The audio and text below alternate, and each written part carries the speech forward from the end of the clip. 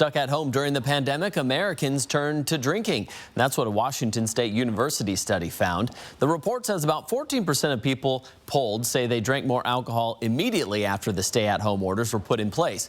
Those people also reported higher levels of stress and anxiety. Our Alex Crescenti spoke with the lead author of the study and has more. Alex.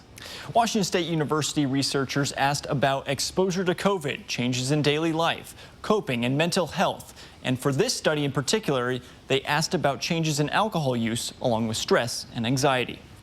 The survey used twins, both identical and fraternal, to see if changes in alcohol use and stress and anxiety were due to genetics or if they're due to something in the unique environment. The twin who reported drinking more had a higher level of stress than the twin who had no change.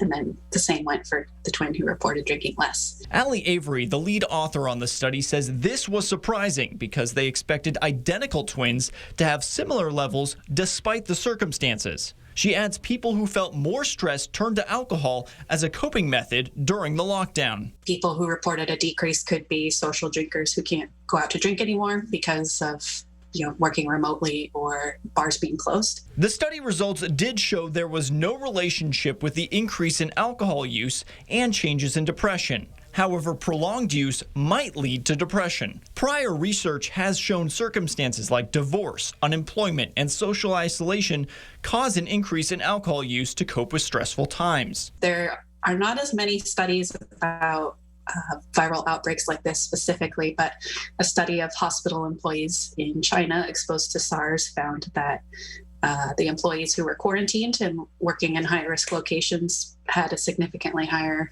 risk of using alcohol. So are there more healthy options besides turning to the bottle?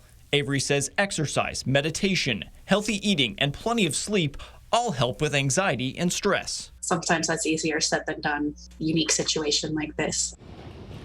Now, if you are wondering if there was any correlation between single people, couples, and families during the lockdown, Avery tells me they didn't ask about this on the initial survey, but did add those questions to the following surveys. So they will explore that in more depth. In studio, Alex Crescenti, 4 News Now.